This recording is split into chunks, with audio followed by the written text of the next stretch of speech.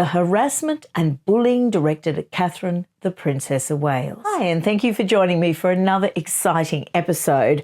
Well, many commentators have mentioned Christopher Bouzy's recent rant, where he slammed the social media harassment campaign against Meghan Markle, a stance that reeks of hypocrisy, as we all know.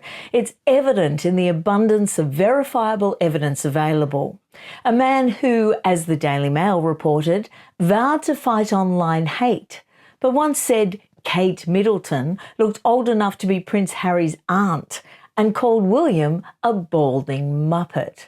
So who is this man for those fortunate enough not to be acquainted? He's touted to be a tech entrepreneur, founder of Bot Sentinel, and a social media platform, Sproutable, that at one stage was attempting to become the new X. It's interesting that when I visited Sproutable over a year ago, it was a go-to meeting place for the Sussex squad. That was fascinating to listen to. Now, I could have made a viral video disclosing what was said in that meeting. However, I didn't, because I don't indulge in such sneaky behaviour. I attended in good faith. It was open to anyone that wanted to attend.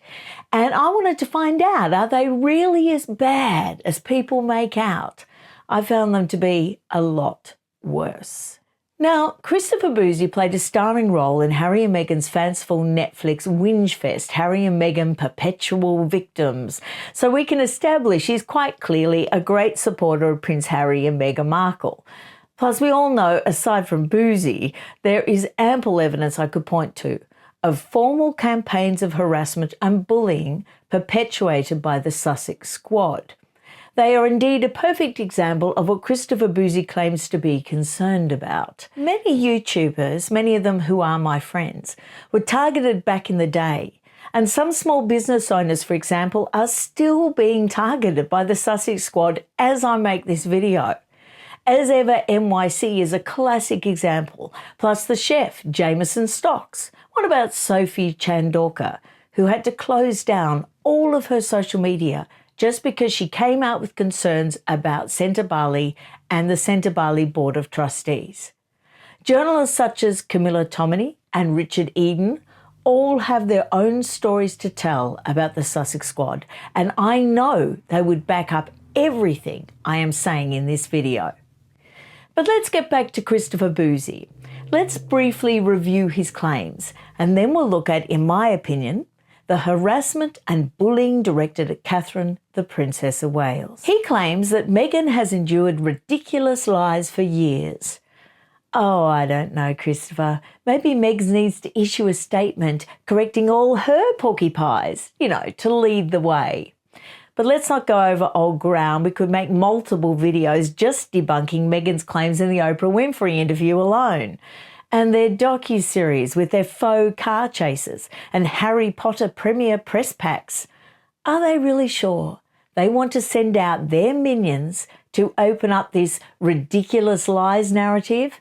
Now that's going to open up a real can of worms. So Christopher Bouzy has made several controversial statements about Catherine, the Princess of Wales, mainly focusing on her health and subsequent public appearances. And here are just a few examples. Shortly after Catherine announced her cancer diagnosis and the fact that she was undergoing preventative chemotherapy, Christopher Bouzy posted on X, and this is a direct quote: "I'm sorry to hear Kate has cancer, and I hope she has a full recovery. But it's also clear that all 3 earlier photos of her were fake, and the palace tried to cover it up." End quote. He then went on to liken the royal family's handling of the announcement to North Korean propaganda and accused the palace and the British press of actually lying about her condition. He also claimed that Prince William had thrown his wife under the bus regarding the public narrative that sprung up around her. Now, many people were quite elated to see Catherine and William visit the Windsor Farm Shop. I remember that I was elated to see her visit the Windsor Farm Shop.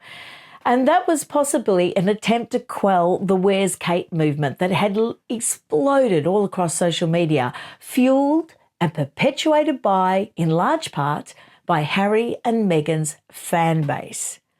At any point, Harry and Meghan could have called off their toxic little posse, their squad, to stand down. No doubt very aware of the enormous pressure and heartache it would have been causing the Prince and Princess of Wales. Boozie popped up again, questioning the authenticity of a video showing Catherine and Prince William at the Windsor farm shop, suggesting it wasn't her, but in fact a body double. He wrote, and I quote, "I've compiled a few older videos of William and Kate walking together, as well as the recent video from Windsor Farm. Take a look and decide for yourself if it's Kate or not.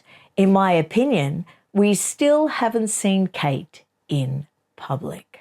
He then asked if any reporters had verified with farm shop staff whether the couple was actually there, implying the sighting was indeed staged. Now, it was verified by a farm shop worker and an independent customer at the time. Then we've got Catherine's Mother's Day image pile-on, with Boozie out there commentating again, claiming that there are all this excessive photoshopping and claimed that he could cite numerous visible editing flaws. However, worse than that, he used the underlying implication of manipulated royal photographs to fuel skepticism about Catherine's public appearances.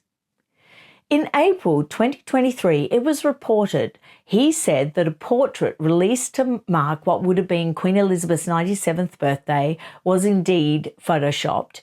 The image, which shows the late monarch posing with 8 of her 12 great-grandchildren and 2 of her grandchildren at Balmoral.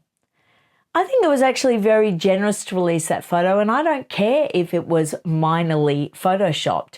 I think it was great the public got to see it. It was clearly taken as a family memento, a private family memento, and it was just a really lovely gesture to share it.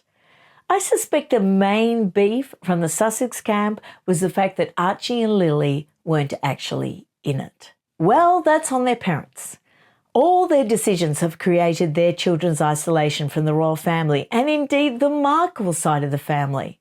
It's on public record that Boozie made derogatory comments about Catherine's appearance, including saying that she and Prince William were aging rapidly, comparing their age to banana years, and remarking that they looked old enough to be Prince Harry's aunt and uncle, like I mentioned before. Even after Catherine announced that she was in remission from cancer, Boozie wouldn't let it go. He continued to question her health in public.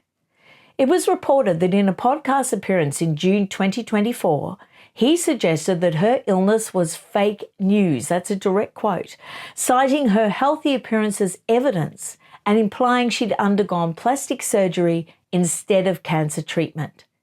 His assertions of Meghan Markle suffering ridiculous lies for years and destructive trolling is now seriously looking like projection, isn't it? Now, many were of the opinion that his actions were indeed trolling, especially considering Catherine's serious health challenges, and many pointed that out at the time. Indeed, I did at the time. Isn't it ironic, his association with Harry and Meghan's anti-bullying initiatives? So I don't think there can be any moving on from any of this until there is some accountability from the Sussex camp, especially as Ms. Markle keeps slicing it open at every opportunity, every podcast and interview she's conducted to promote her rather runny fruit spread and complain about how hard she works while expecting accolades for just basic parenting. She always has these pointed barbs of grievance, and they're aimed very firmly at the royal family. Meghan and Harry's supporters are constantly seeking to rewrite the narrative. They use minimising language for their proven transgressions, and yet they never answer the many questions raised by Meghan and Harry's own behaviour. It is now quite a consensus that the baby mama dance video displayed Meghan's baby bump moving in a seemingly inexplicable way. It had a degree of movement that defied not only gravity but the normal rules of physical attachment. It appeared at times to move independently of the mother's body. And indeed, in my comments, serious questions have been raised by medical professionals, midwives, and even the odd obstetrician. But they're aiming to shut down all this speculation using shame and derision as their weapons of choice. It actually mystifies me that all of Meghan's fans aren't questioning that video. How was that movement possible? Quite frankly, why doesn't anyone with eyes question that video? Why have Harry and Meghan never acknowledged that Archie was not denied his royal title due to his skin colour, as Meghan implied in the Oprah Winfrey interview? It must be noted she was careful not to make a really clear statement about that. She never does anything clearly, so she can't be held accountable. That is cowardly, and in my opinion, that's the way most bullies operate. Meghan Markle led and allowed Oprah Winfrey to draw that conclusion in front of an audience of millions, and she didn't correct it. She hasn't corrected it since. She has let that falsehood stand for years. So I will state it as an indisputable fact that Archie was not in line for his title of prince or his HRH until Queen Elizabeth II died. Letters patent stipulates that the title is given to the grandchildren of the monarch. In other words, when King Charles ascended to the throne. Yet they've never apologised for putting that false assertion out there, that lie, that hugely damaging lie, implying racism around a situation that didn't even exist. I find that unforgivable. I find it unbelievably malicious. Let me know what you think down below. I'd be really interested to read all your comments, and I'll see you again really soon. Bye.